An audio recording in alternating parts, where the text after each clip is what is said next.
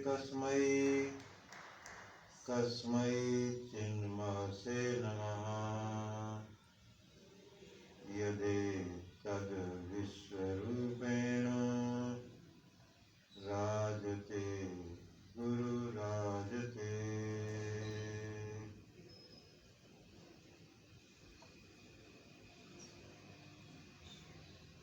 किसी भी कार्य को प्रारंभ करने से पहले उस कार्य के अधिष्ठान और प्रकाशक को स्मरण करना चाहिए, यही मर्यादा है।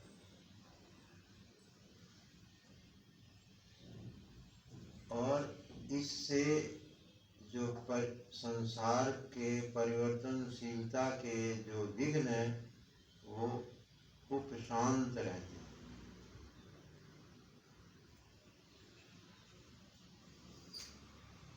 याद करने के लिए कुछ संकेत दिए हुए, उन संकेतों के आधार पर वृत्ति बनानी चाहिए। अगर आपका भाव वृत्ति नहीं बनती तो वो स्मरण नहीं कहलाएगा। जैसे मैं कहता हूँ भगवान, अब भय गए वा और ने बस इस अक्षर शब्द बन गया, मगर इसमें भगवान का स्मरण नहीं हुआ। यही स्थिति जप में रहती है। आदमी ओम नमो भगवते वासुदेवाय, ओम नमो भगवते वासुदेवाय बोलते रहेंगे और उसे स्पर्श नहीं करेंगे। ये स्मरण नहीं है, ये वाणी से केवल उच्चारण। स्मरण में का जो इंस्ट्रूमेंट है, यंत्र है, वो है मन। मन एक शब्द है जो 4 चीजों के लिए इकट्ठा बोला जाता है। 4 प्रकार के कार्य हैं अंतःकरण के, तो हम अंतःकरण की जगह चित्त या मन ऐसा बोल के व्यवहार करते हैं। तो मन संकल्प विकल्प, बुद्धि निश्चय, चित्त संग्रह और अहंकार जो उसको अभिमानी बनता है। इन चारों के लिए हम प्राय एक शब्द बोल देते हैं, मन। तो जब तक ये चारों इसको स्पर्श नहीं करेंगे तो स्मरण नहीं कहलाएगा। अंतःकरण में जब वो वृत्ति बनेगी, भगवदाकार वृत्ति जब बनेगी, तभी हम उसको स्मरण कहेंगे। और ये वृत्ति ही एकमात्र ऐसी चीज है जो सब समाधान कर सकती है। ब्रह्माकार वृत्ति के बिना ज्ञान नहीं, भगवदाकार वृत्ति के बिना भक्ति नहीं, सद्भाव के बिना प्रेम नहीं, आनंदाकार वृत्ति के बिना सुख नहीं। वृत्ति चाहिए। तो लोगों ने क्या कर रखा है कि सब वाणी से ही सब बोलते रहते हैं और फिर यूं तर्क देते हैं, करे ना होने से तो अच्छा ही है, ना होने से तो कुछ तो कर ही रहे हैं, वाणी से ही सही। पर ये थोड़े दिनों में ढोंग में बदल जाता है, दिखावे में बदल जाता है और दूसरों को भी भ्रमित करता है। ये पाप है एक तरह से। जो अपने को भ्रम में डाले और दूसरों को भ्रमित करे, उसकी कोई वो व्यर्थ है। तो आप कम करिए मगर स्मरण करिए।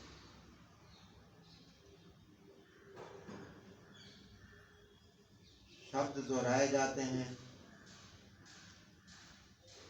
अंतःकरण उसे ग्रहण ही नहीं करता।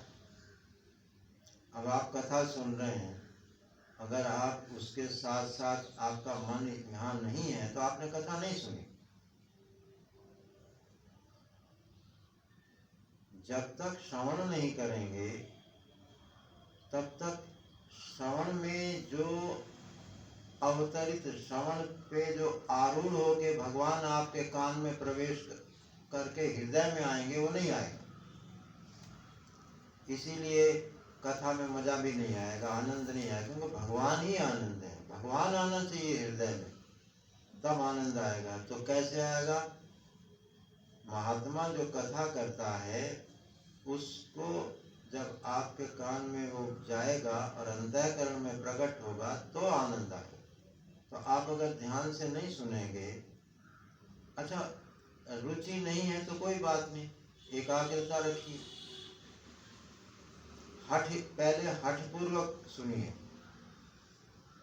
सुनते सुनते वो अभ्यास पड़ जाए। जैसे आपने कुसंग का अभ्यास कर रखा है, भयंकर कुसंग, जिसको सारे शास्त्र एक स्वर से, एक मत से कहते हैं कि सर्वथैव त्याज्यः, दुसंगः सर्वथैव त्याज्यः। सब प्रकार से त्यागने योग्य अगर कोई चीज है तो वो है कुसंग, क्योंकि वो अंतःकरण की धारणा को बदल देता है बहुत तीव्रता से। अजामिल की कथा सुनिए, एक दृश्य देखते ही उसका दिमाग खराब हो गया। कुसंग केवल व्यक्तियों के साथ रहने से नहीं होता, अपने लक्ष्य के विपरीत देखने से, अपने लक्ष्य के विपरीत सुनने से, अपने लक्ष्य के विपरीत खाने पीने से जो स्थिति बनती है अंतःकरण में, उसका नाम कुसंग है। और कुछ दिनों में फिर उसमें सुख बुद्धि हो जाती है, आसक्ति हो जाती है, फिर वो कुसंग भी नहीं लगता, फिर लगता है कि ये तो मेरा जीवन है।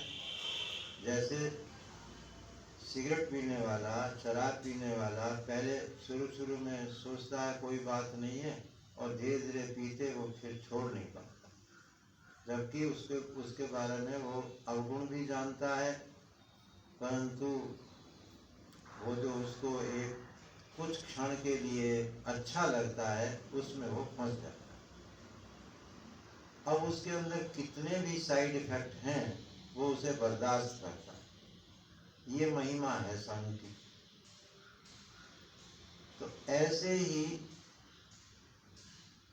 परहेज की केवल एक ही चीज है, कुसंग। कुसंग से ढोंग आ जाएगा, दिखावा, दम आ जाएगा और विकार शुरू हो जाएंगे। इसीलिए सीधे सीधे आप थोड़ा सा, तन तो यहाँ बैठा ही है, थोड़ा मन को भी यहाँ बैठने दीजिए। कुछ मिनट के लिए मन लगाइए और जो महात्मा लोग कह रहे हैं उसे अपने अनुभव में, विचार में से निकालिए। देखिए कि विचार में, हमारे अधिकार में वो आता है या नहीं। तो यहाँ स्तुति की गई कि जो अस्तित्व है इस जगत का और जीवन का, जो जीवन और जगत का अस्तित्व है, उससे हम अपने को एक अनुभव करते हैं। जो इस जीवन में चेतन तत्व है उससे हम अपने को एक अनुभव करते हैं। अभी एक अनुभव करना अंतःकरण से ही होगा, माने सदाकार वृत्ति, चिदाकार वृत्ति, आनंदाकार वृत्ति बननी चाहिए। और यही नमस्ते का भी अर्थ है। जब भी आप नमस्ते करते हैं किसी को तो क्या घटना घटती है? ध्यान दे के देखिए, जैसे ही आप हाथ जोड़ेंगे, सिर झुकाएंगे। सही नमस्ते का तरीका तो यही है। हमारी जो भारतीय संस्कृति है वो ऐसे दूर से राम राम जी, नमस्ते जी, ये नमस्ते नहीं है, ये नाटक है, उपहास है। प्रणाम करने का एक हंसी है, मजाक की गई है। नमस्ते करने का तरीका है हाथ जोड़ना होता है और सिर को झुकाना होता है। ये जो सिर है ना, ये अहंकार का प्रतीक है। ज्योतिष के अनुसार ये राहु का प्रतीक है। ज्योतिष में एक राहु केतु ग्रह माने जाते हैं। तो राहु भ्रम का वाचक है। तो आप भ्रम रहते हैं बुद्धि में, तो और वो रहता है बुद्धि में माने अहंकार। तो अहंकार को झुकाए बिना नमस्ते स्वीकार ही नहीं। आप एक हो ही नहीं सकते किसी से। अपने अहंकार को बनाए रखेंगे तो आप भेद में बने रहेंगे, द्वैत में बने रहेंगे। तो जब तक अहंकार झुकाएंगे नहीं तो एकता हो ही नहीं सकती, प्रीति हो ही नहीं सकती, सद्भाव का उदय हो ही नहीं सकता, चित भाव का उदय हो ही नहीं सकता, आनंद का अनुभव हो नहीं सकता। तो हाथ जोड़ के और सिर झुका के, जब भी आप हाथ जोड़ेंगे और सिर झुकाएंगे, मुंह से बोलेंगे नमस्ते, प्रणाम, राम राम, जय राम जी की, राधे राधे।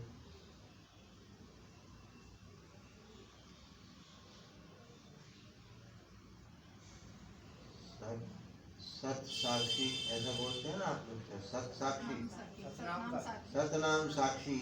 जब भी कभी कुछ भी इस तरह का नमस्ते वाचक शब्द बोलें ईश्वर का स्मरण करते हुए, तो आप देखेंगे कि जैसे हाथ जोड़ेंगे, सिर झुकाएंगे, आप ध्यान दे के देखिए, वहां एक सच्चिदानंद की स्थिति बनती है स्वाभाविक सबकी, चाहे आस्तिक हो, नास्तिक हो, हिंदू हो, मुसलमान हो, कोई हो।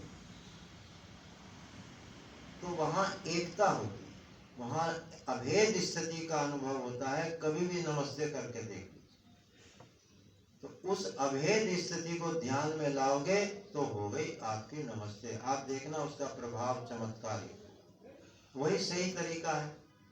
जब कोई चीज सही तरीके से की जाएगी तो उसका प्रभाव आता है, और जब सही तरीके से की नहीं जाएगी तो कुछ नहीं होगा, बल्कि हानि होगी,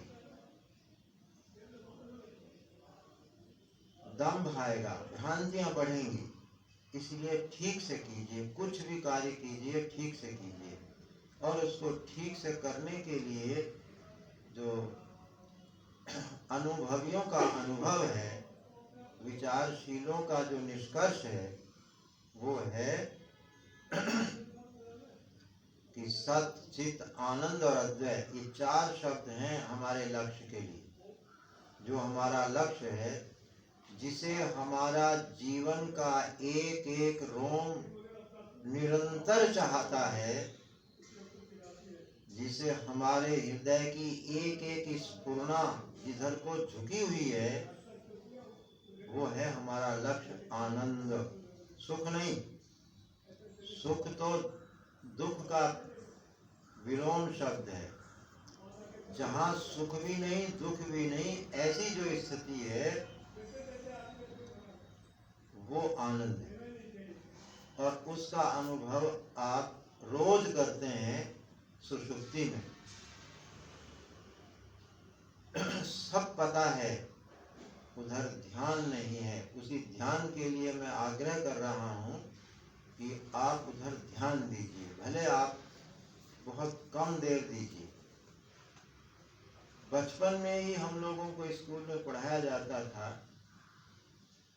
इस ध्यान देने के बारे में। तो एक अंग्रेजी में कविता थी, work while you work, play while you play, to be happy and gay. अब देखो, जिसने ये कविता बनाई होगी उसको अनुभव होगा। क्या अनुभव होगा? हैप्पी माने अंतःकरण की प्रसन्नता, आनंद, और गे माने है बाहरी ऐश्वर्य, प्रोस्पेरिटी।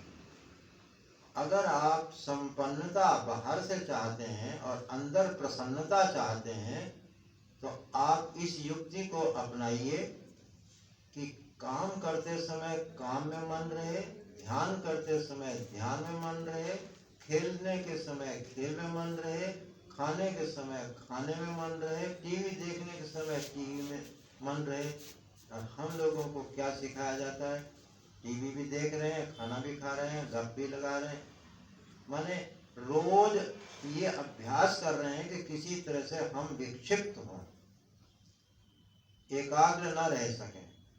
इस कविता का जो योग है, इस कविता में योग है, योग की ही साधना है कि एक समय में एक काम करिए पूरे ध्यानपूर्वक,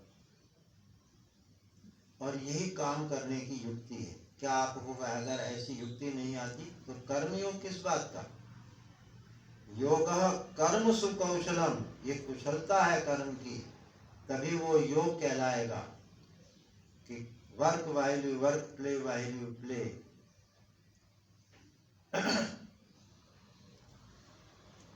ना तो आप कभी जिंदगी में ध्यान कर पाएंगे, ना कभी सत्संग कर पाएंगे, कोई काम आपका व्यवस्थित नहीं हो सकता अगर आप इस युक्ति का प्रयोग नहीं करते। तो अब नमस्ते सदेते जगत कारणाय, ये हमने पहले मंगल भावना की, अपने इष्ट का, अपने लक्ष्य का स्मरण किया, और केवल शब्द दोहराओ तो नमस्ते सतेते जगत कारणाय शब्द बोले अगर गए तो ये नमस्ते नहीं हुई, शुभ नहीं हुआ, क्योंकि शरीर की अपेक्षा अंतःकरण थोड़ा वहाँ आत्मा का प्रकाश ज्यादा है, इसलिए चेतनता ज्यादा है। शरीर में उतना प्रकाश नहीं है, इसलिए जड़ता की ओर घुमा हुआ है, तो जड़ता बनी रहेगी। वो जो आप लोग कहते हो इतने दिन हमने भजन किया, साधन किया, पाठ किया, हुआ कुछ नहीं, तो नहीं होगा, तो बिल्कुल ही नहीं होगा। जब किया ही नहीं तो होगा कहाँ से? करो तो पता लगेगा। मैं आपको एक गाली देता हूँ और आप उस पर ध्यान नहीं देते हैं, तो गई गाली बेकार, आप पर कोई असर नहीं करेगी। और आपने ध्यान दिया था, आपको बिल्कुल मिर्च लग जाएगी और आप परेशान हो जाएंगे कि ये क्यों गाली दे रहा है मुझे। इतनी बात से समझ लीजिए। ऐसे ही परमात्मा के विषय में, परमात्मा माने उसे कोई एक ऐसा मत मानो कि कोई एक आदमी है राम कृष्ण के रूप में और वो जो है उसको हमें भजना है, सब ने अपने अपने ऐसे बना रखे हैं। जबकि ये एक आलम्बन दिया था, राम कृष्ण हनुमान, ये एक आलम्बन दिया था शुरू में अपने मन को थोड़ा सा व्यवस्था कर देने के लिए। उसके बाद आप वहीं रुक गए। ये सबसे बड़ा पाप है हमारे ये सत्संगों में। हर आदमी रुका हुआ मिले, जप कर रहा है तो जप ही कर रहा है, आगे स्मरण में जा ही नहीं रहा। अगर स्मरण कोई करता है, कोई आप सर्वेक्षण कर लीजिए, 100 में से शायद एक भी ना हो मिले, 1% भी नहीं है जो स्मरण करता हो। सब जप करते हैं, कीर्तन करते हैं, शब्द बोलते हैं, मन को तो विषयों में ही लगा, मन सारा विषयों का संसार में लगा रहता है और वाणी से वो शब्द बोलते हैं और कहते हैं कोई बात नहीं है, ना होने से तो होना अच्छा ही है। ये धोखा और चलता है साथ। तो चाहे आप थोड़ा सीखिए, परंतु उसे सम्यकतया समझिए और वैसा करिए। तो नारद भक्ति दर्शन में जो ये बताया गया है कि अथा तो भक्तिम व्याख्यास्यामः, तो इसमें भक्ति की हम व्याख्या करेंगे।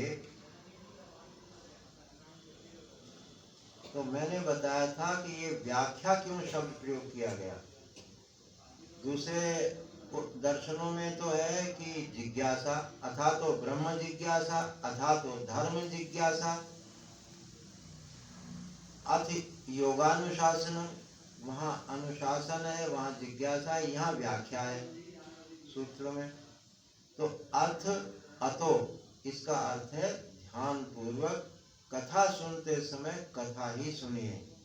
और ये भी आपको बता दिया गया है कि कथा शब्द का जो अर्थ है वो केवल बस कहानियाँ, दृष्टांत, इन्हीं के सुनने को कथा नहीं कहते। कथा का सही अर्थ अगर है संस्कृत में तो वो है जिज्ञासा। केन प्रकारेण इति कथा, ये कैसे हुआ महाराज, ये जगत कैसे बना, आत्मा, मैं आत्मा हूँ, ये मुझे अनुभव क्यों नहीं हो रहा है, मैं चेतन हूँ परंतु तो मैं जड़ता का अनुभव क्यों कर रहा हूँ। इस प्रकार की जो जिज्ञासा है उसका समाधान किया जाता है जहाँ उसको कथा कहते हैं। तो होना तो चाहिए एक तरह से, क्योंकि वेदांत जो है ना वो स्टेज के पर प्रवचन करने की चीज नहीं है, वो जिज्ञासा अधिकरण में है। वहाँ तो बैठ करके प्रश्नोत्तर कीजिए, अपने समाधान कीजिए, अपने हिसाब से समझिए, क्योंकि हर एक का स्तर अलग अलग है, अपने अपने स्तर से उसे समझने का प्रयास कीजिए, वो उसे सत्संग कहते हैं। हालांकि ये सत्संग नहीं है, ये सत्य चर्चा है। सत्य चर्चा से अगर सत्य चिंतन नहीं होता तो वो सत्य चर्चा भी बेकार है। और हो रहा है वही प्रत्यक्ष। इस समय आप कहीं देख लीजिए, सब जगह बस एक रिवाज चल रहे हैं, प्राण रहित क्रियाएं चल रही हैं जिसमें जान ही नहीं है। तो ऐसे ये सत्य चर्चा है, हम सत्य के बारे में कुछ विचार कर रहे हैं। इसके बाद यहाँ से सुन के उसके बाद सत्य चिंतन होना चाहिए। सत्य चिंतन के बाद जो होता है वो सत्संग होता है। अब इस सत्संग को अगर समझ में आता है तो फिर मैं आपको ये बताऊंगा कि जो भक्ति, व्यास जी ने जो भक्ति कही है वो कही है तदीक्षण। तदीक्षण को भक्ति कहा है व्यास जी ने, कि आप अपने लक्ष्य का, आनंद का जो भी आइडिया आपके मन में है उसको सर्वत्र अनुभव करने की कोशिश करो। बल्कि एक जगह तो अध्यास शब्द का प्रयोग किया हुआ है। एक श्लोक है, एक एव प्रभु प्राप्ते रूपायो भुवनेषु यत्। जितने भुवन हैं, लोक हैं, 14 लोक और भी जो कल्पित किए जाएं, जितने लोक हैं उन सब में जैसे कोई योगी होता है वो अपने ध्यान से सब लोगों को देख लेता है, तो वो ग्रंथकार ये कह रहे हैं कि जितने भुवन हैं, जितने लोक हैं, वहाँ सभी जगह का मुझे अनुभव है, मैंने ध्यान से देख लिया है कि एक ही उपाय है आनंद की प्राप्ति, दूसरा है ही नहीं। इसलिए भटकने का क्या काम, भ्रमित होने की क्या जरूरत। एक ही उपाय, ये जो ही लगाया जाता है ना, ही, वो इसलिए लगाया जाता है कि अन्य को वो हटा देता कि नहीं बस यही यही यही, यही में भी तो ही है, यह ही, ऐसा ही एक ही उपाय किसका, आनंद की प्राप्ति का। माने जो हमें चाहिए, आनंद क्या है, जो हमें चाहिए, जो हमारे रोम रोम हमें जिसको चाहता है। आप एक भी चेष्टा नहीं कर सकते बिना आनंद की इच्छा, क्योंकि आपको, अब मैं ऐसे हाथ भी उठाऊंगा तो मुझे ये अच्छा लगता होगा तभी उठाऊंगा। मैं अगर करवट भी लूंगा तो मुझे अच्छा लगता होगा तभी करवट लूंगा। आसन बदलूंगा तो जिस आसन में बैठा वो दुखता होगा, उसमें बदल के जहाँ जाता होगा वो अच्छा लगता होगा तभी आसन बदलूंगा।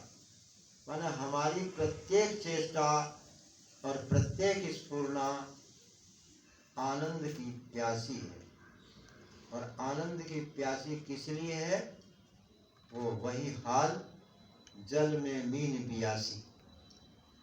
आनंद स्वरूप होते हुए और हमें आनंद की प्यास, ये कुसंग का जबरदस्त प्रभाव है। किसी ने ये नहीं बताया, किसी माँ ने अपने बेटे को नहीं बताया, अरे शुद्धोसी बुद्धोसी निरंजनोसी, तू शुद्ध है, बुद्ध है, आनंद स्वरूप है। किसी माँ ने बताया किसी बेटे को? तो बताया ही नहीं, इसीलिए हम भटक गए। और आज परंतु जीवन 24 घंटे जब तक वो जिंदा रहता है तब तक उसकी आनंद की प्यास समाप्त नहीं होती। क्योंकि जब तक आनंद नहीं मिलेगा जीवन मुक्ति का कुछ पता ही नहीं रहेगा। जीवन मुक्ति किसे कहते हैं? जो जीवन जीते हुए, मरने के बाद नहीं मुक्ति, जीते हुए वो आनंदी हो जाए, रसमय हो जाए, आनंदमय हो जाए जीते हुए। और यहाँ हर समय यही प्यास लगी है। सुख कैसे मिलेगा? धन से मिलेगा, खाने पीने से मिलेगा, रीति रिवाज से मिलेगा, बस इसी में ढूंढ रहे। और मिल भी नहीं रहा है फिर भी लगे रहे। अगर किसी को मिला हो तो एक तो वोट बता दो उसकी। अनादिकाल से अब तक का चैलेंज है मेरा, किसी ने आज तक कहा हो कि मुझे आनंद मिला? जिस प्रक्रिया से हम लोग जीते हैं। अब श्री कृष्ण के पास क्या नहीं था? धन इतना कि तुम उसकी कल्पना भी नहीं कर सकते। जिसके पास ऐसी मणि हो जो रोज सोना देती हो, उसके पास कितना संपदा होगी, कितना ऐश्वर्य होगा, कितनी संपन्नता होगी। और जिसके विवाह की बात कहते हो तो कल्पना करो, 1108 है, 16,108 विवाहों का अध्यारोप किया गया। माने ये दिखाया गया कि जो तुम जिसको जगत में जिसको सुख मानते हो वो सब श्री कृष्ण के पास था। ये अवतार इसीलिए दिखाया गया कि परंतु उसका अनुभव क्या कहता? आप श्री कृष्ण से पूछो तो कहेंगे क्या कि ये दुखल है। और हमें दुख में भी सुख दिख रहा है। इतना बड़ा कुसंग का प्रभाव, इतना भ्रम जिंदगी में, अब इसको कैसे काटेगा?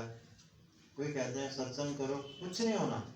इतना बड़ा भ्रम जो बचपन में डाल दिया गया है हमारे अंतःकरण में, उसको आप सत्संग नहीं मिटा सकते, कोई नहीं मिटा सकता।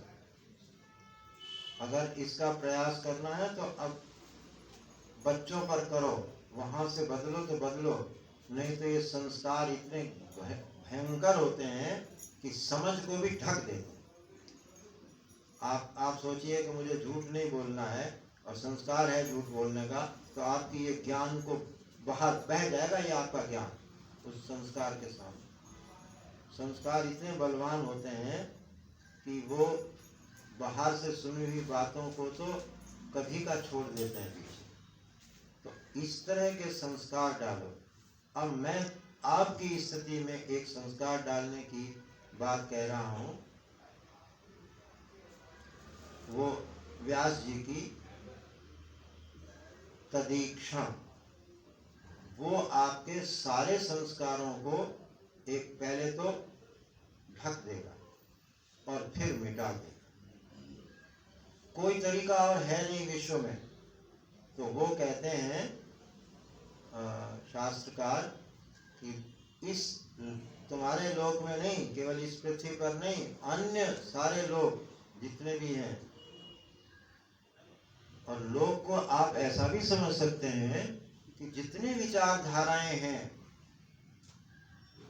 धर्मों के नाम से, मजहबों के नाम से, जैन विचारधारा, बौद्ध विचारधारा, सांख्य विचारधारा, योग विचारधारा, या कोई भी चार्वाक विचारधारा, आस्तिक नास्तिक विचारधारा, जितनी विचारधाराएं हैं उन सब में एक ही उपाय है, केवल एक।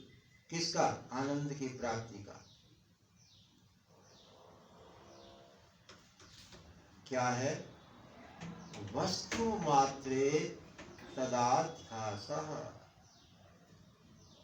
जितना भी आपको कुछ दिखता है, सोचा जाता है, जहाँ जो किया जाता है, जो 10 इंद्रियों से भोगा जाता है, उन वस्तु मात्र, मात्र शब्द दे दिए ना, कोई चीज छोड़नी नहीं, जो भी जाना जाता है, बस ये वेदांत का शब्द पकड़ लो, जो भी जाना जाता है उसमें आप अपने लक्ष्य का, ईश्वर का अध्यास करिए, आरोप कर दीजिए, भले आप नहीं जानते ईश्वर को।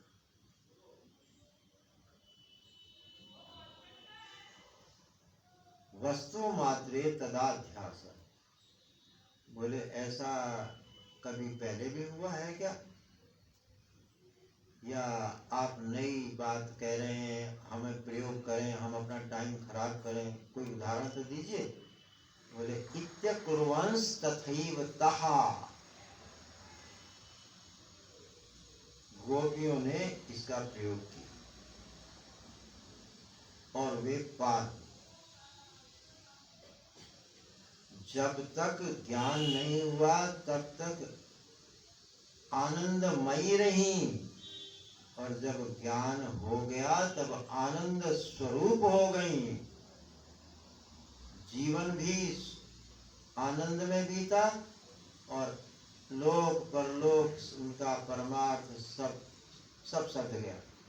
केवल एक, न वे पढ़ी लिखी थी, न उन्होंने कोई उपासनाएं की थी, न उन्होंने भजन कीर्तन किए थे, न उन्होंने कोई गुरु बना करके उनकी सेवा की थी, न कोई पूजा पाठ किया था, न कोई सत्संग में जाती थी। देखो सब गिना रहे हैं, ये भागवत में 11वें स्कंद में है, और श्री कृष्ण बोल रहे हैं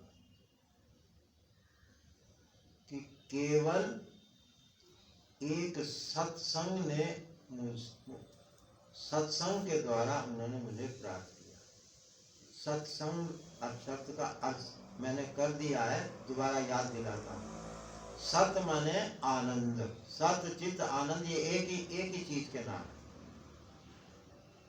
उसका संग, उसके प्रति प्रीति, उसका चिंतन, उसका बार बार ख्याल लाना, बार बार उसको ख्याल में लाना, बार बार वृत्ति में लाना, इसका नाम सत्संग।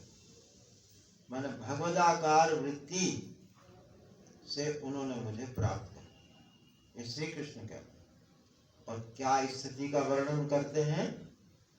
अद्भुत ता नाविदन। उन्हें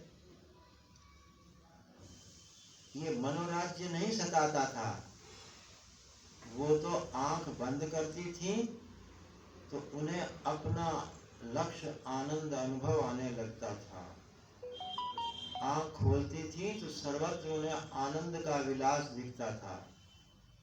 इस वजह से उन्होंने कोई देहाध्यास निवृत्ति की साधना नहीं की, उन्होंने ममता मोह छोड़ने के लिए कोई सत्संग आदि के ढोंग नहीं किए, और न उसके लिए कोई उपासनाएं की। उन्हें उधर ध्यान ही नहीं जाता था, न मोह के प्रति न लोभ के प्रति कहीं ध्यान ही नहीं जाता था, क्योंकि ध्यान में एक अपना कृष्ण आता था उनको। वो कृष्ण को आनंद स्वरूप मानती थी।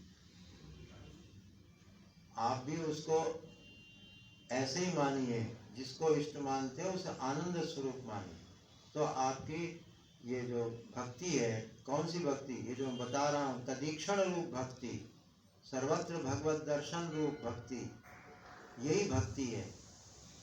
सर्वत्र आप सब कुछ राग देखते हैं, द्वेष देखते हैं, किसी में पैसा देखते हैं, किसी को भोगने के लिए सुंदरता देखते हैं, क्या देखते हैं? ये सब गलत देखते हैं, और उसका प्रभाव यही है कि हमारे जीवन में अभाव का अनुभव जाता नहीं, परेशानियों का अनुभव जाता नहीं, एक संकट के बाद दूसरा संकट आता ही रहता है, ये खत्म नहीं होते। कब क्या हो जाए कोई नहीं बता सकता। अगर व्यष्टि रूप से कुछ कम होते हैं तो समष्टि रूप से आ जाएंगे। अब कोरोना आ जाएगा, फलाना आ जाएगा, गवर्नमेंट बिगड़ जाएगी, कुछ और हिंदू मुस्लिम झगड़े शुरू हो जाएंगे, घर में मनोमालिन, एक ऐसा बेटा पैदा हो जाएगा जो सबको दुखी कर दे। मतलब कुछ भी देखिए, जब तक आप आनंद को स्पर्श नहीं करते हैं लक्ष्य को, तब तक कुछ होने वाला नहीं, कितनी माथा मार लो। अब आपको सुनाया जा रहा है, ये संस्कार बच्चों को तो पड़ जाते हैं। कैसे पड़ जाते हैं?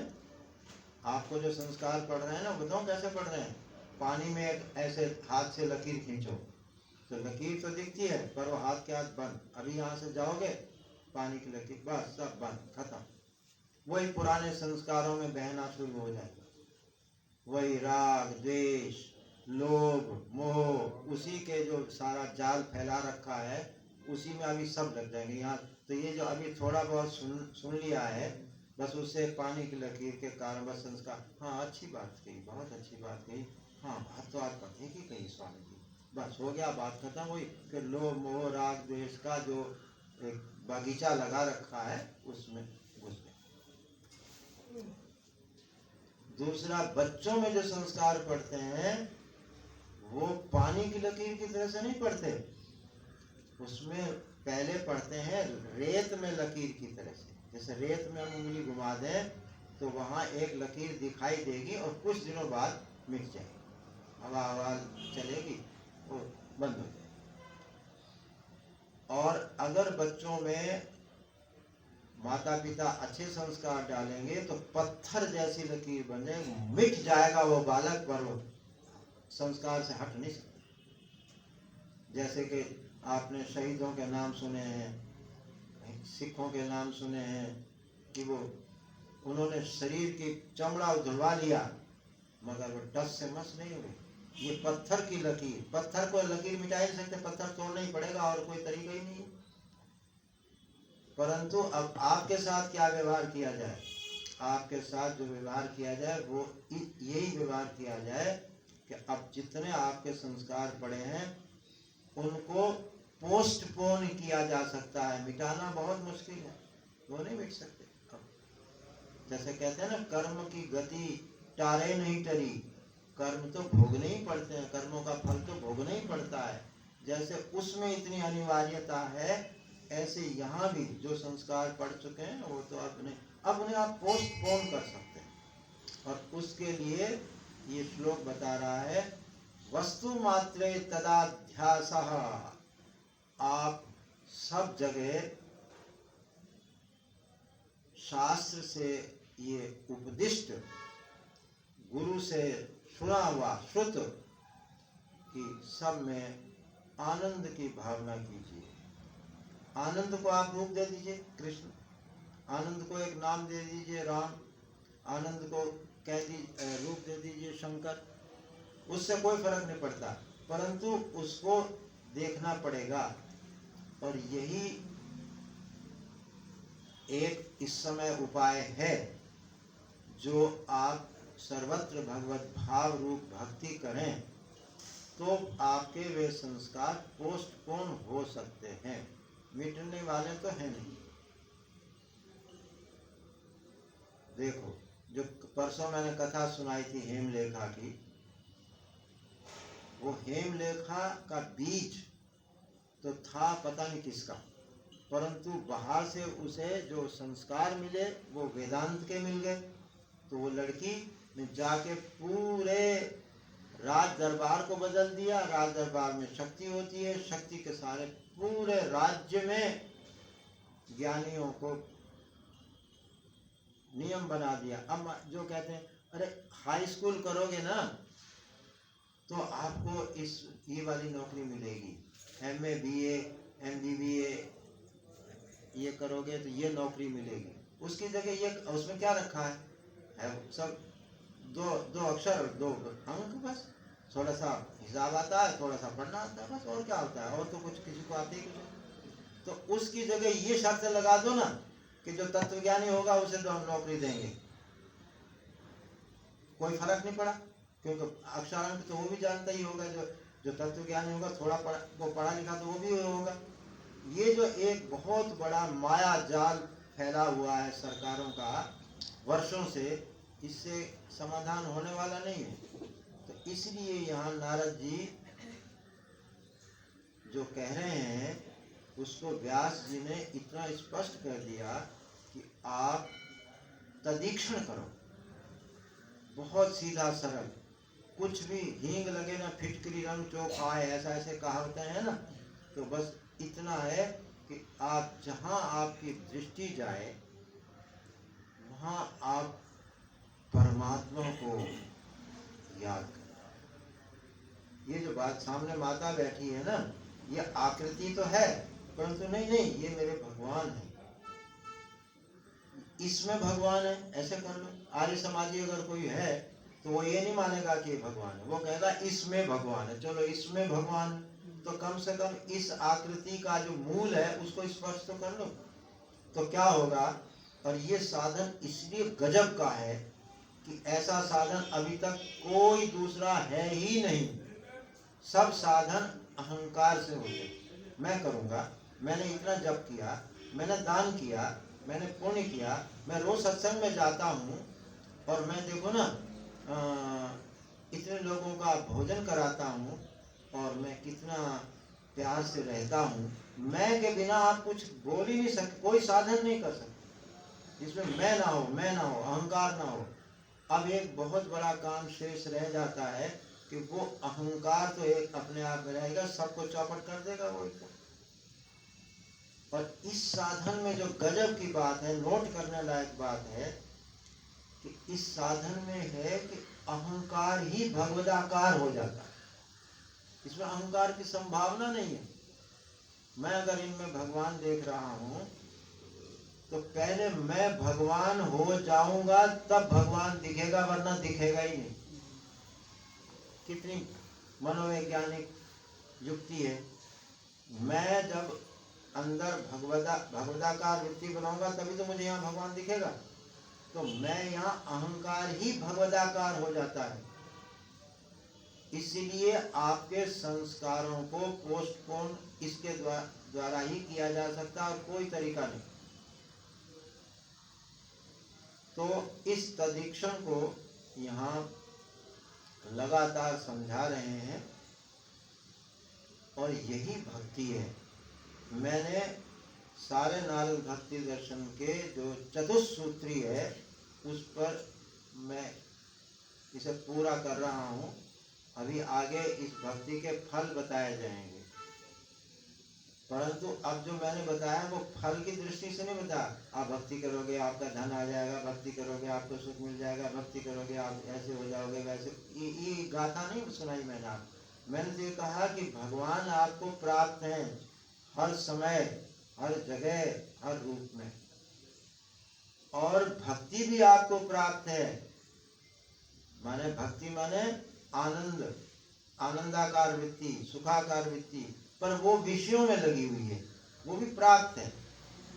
वो आपके लक्ष्य में लगी हुई नहीं। आप सीधे आनंद नहीं चाहते, क्योंकि आनंद होता है भूमा, अनंत आनंद नहीं चाहते आप, टुकड़े टुकड़े टुकड़े टुकड़े झलक चाहते हैं, झलक, बस यहाँ एक लाइट आ जाए, वहाँ एक लाइट आ जाए, वहाँ एक लाइट आ जाए, बस इस तरह से एक सुखों को तोड़ मरोड़ के आप देखना चाहते हैं। वो है आप में वही, भगवान प्राप्त है, भक्ति प्राप्त है, और आप अभक्त भी नहीं हैं, क्योंकि आप में भक्ति तो है, परंतु विषयों के प्रति आप विषयों के भक्त हैं, आप लक्ष्य के भक्त नहीं हैं। आप भक्ति भी है, भगवान भी है, और भक्त भी है। ये इस दृष्टि से आपको हमने नारद भक्ति दर्शन सुनाया, और आगे वो अब उसके क्या प्रभाव होंगे, अगले सूत्र उसके बारे में आएंगे।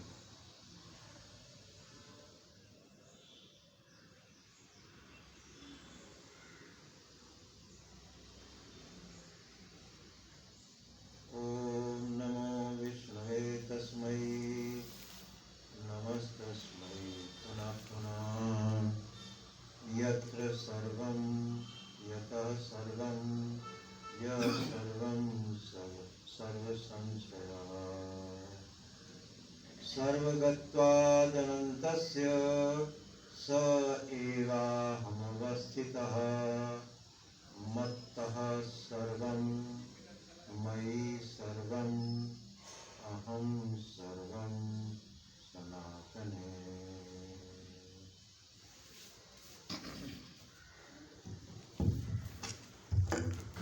तन मन इंद्रिय